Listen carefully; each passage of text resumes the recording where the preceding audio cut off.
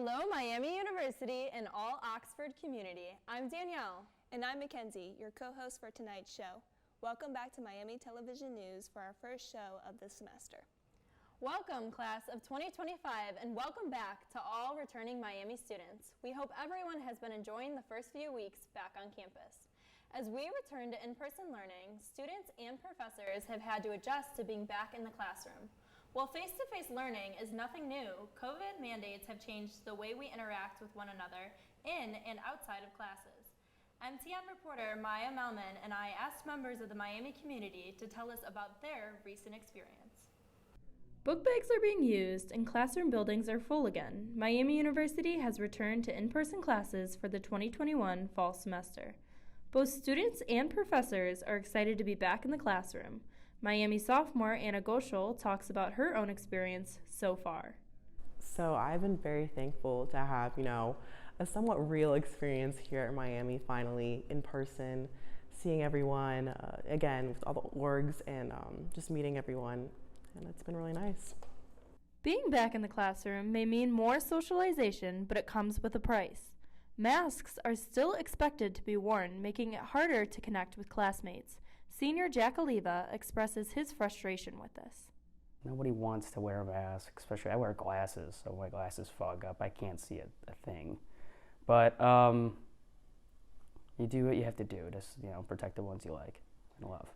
Despite the restrictions, freshmen are relieved to be in person for their first college semester. Definitely going in person is nice, and I feel like it's better. I learn better in person. You get to see people, meet new people, talk to your friends, get that one-on-one help with your professor, not over a Zoom, and I think it's just overall better. Students of all ages have been looking forward to finally seeing their professors in person. Overall, I guess I'm just excited to be able to put a face to the name now with professors. I know for one of my classes, I didn't even know what the professor looked like until the very end of the year when he sent a picture out or something like that. The transition to in-person learning has been an overall positive experience. So just to be able to see who's teaching me definitely helps to absorb information and kind of have a human aspect to classes. In recent weeks, the Pfizer vaccine has been FDA approved, which has led to Miami mandating the vaccine for all students and staff. There are possibilities for exemptions, which include religious, medical, or ethical reasons. Vaccines are being distributed in Armstrong as well as Uptown at Brick Street. This announcement brought both support and backlash towards Miami University. Students took to Twitter, Facebook, Instagram, and Yik Yak to voice their opinions on the matter. After the Oxford City Council meeting on August 31st, many Miami students have called for the removal of Mayor Mike Smith and City Councilman Jason Bracken due to the remarks they made about students during the meeting, according to Barstool Redhawk's Instagram. The meeting ended with the mask mandate ordinance being put into place with a 6-1 vote. Miami sports are back in action this semester. Anyone looking to attend a sport event will be able to find all sports schedules and tickets available on MiamiRedhawks.com.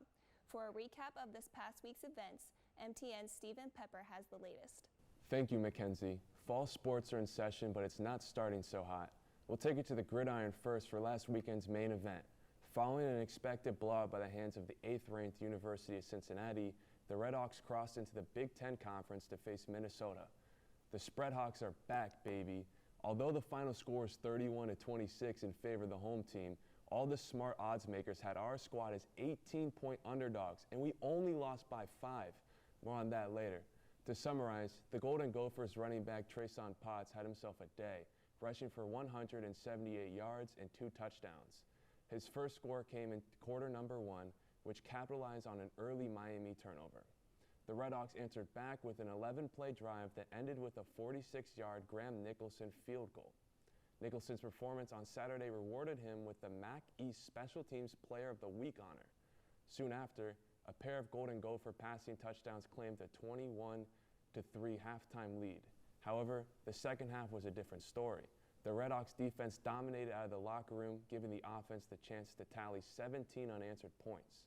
The run launched with the QB sneak into the end zone by A.J. Mayer, followed by another long boot from Nicholson, and quarterback Brent Gabbard welcomed fans in his first action of the season with a sweet 23-yard fade route to former MAC championship Offensive Player of the Game Jack Swarnson, making it a one-point contest with 12 minutes to go.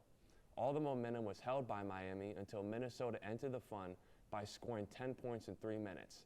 Gabbard floated a 33-yard strike to Mac Hippenhammer, that's a fun name, to possibly come back, but they did not get the chance. Despite now being 0-2, the second half fight by the Redhawks shows promise for the long season ahead. Our boys come back home to open Yeager Stadium this Saturday in their first ever matchup against Long Island University. Kickoff is underway at 3:30 p.m. Eastern. For those unable to show up, you can stream the game on ESPN+. And no, that was not an ad for ESPN+. Other news in the world of sports is brought to you by More Losing. On Friday, the women's field hockey team lost a 2-0 contest against number 10 ranked Virginia. Their offense found their footing 2 days later in a 3-0 defeat over the University of Richmond. Taylor Curran, Lexi Nugent, and Claudia Negrete Garcia all recorded a goal apiece. Hopefully they keep their scoring up in their first conference game of the season at Appalachian State this Friday. Saturday showcased the women's volleyball team. The 3-1 loss was highlighted by senior Gabby Harper's 11 kills. Congratulations to freshman Brooke Sergiano and sophomore Maggie McCrary for being named to the all-tournament team. Awaiting the Redhawks this weekend is a pair of local rivals. This Friday, the team travels 3/4 of an hour to Xavier, then returns home to host Cincinnati 8 p.m. on Saturday at Millette. Moving on to the green, the Redhawks placed 11th in the Gopher Invitational all the way in Minneapolis. Sophomore Danny Fisher led the squad, finishing at 208, which was good for the tie in 6th place. The next tournament for the team is in Rich Harvest Intercollegiate, which begins October 2nd. Outside of game summaries, there's still news. The baseball team announces new additions to the staff. Alumni Kyle Weldon joins Jep Olpowski and Bailey Montgomery to help bring more wins to the program. For more detailed stories and stats, check out MiamiRedhawks.com. Back to you, Danielle. Last week was the 20th anniversary of 9/11. We remember all those who were lost and the first responders who risked their lives. Miami University's ROTC hosted a marathon where students were able to run laps around Cook Field to help raise support for families that are still being affected by the aftermath of 9/11. Are you looking for a club to join on campus? You might have missed this semester's mega fair, but MTN's Jonathan Myro was able to speak with several organizations about why you should join their clubs. Why should people join Redhawk Radio? Yeah, so people should join Redhawk Radio because we offer a lot in terms of entertainment. We have sports broadcasting, we have a writing team, we have a music committee, event coordination, social media engagement.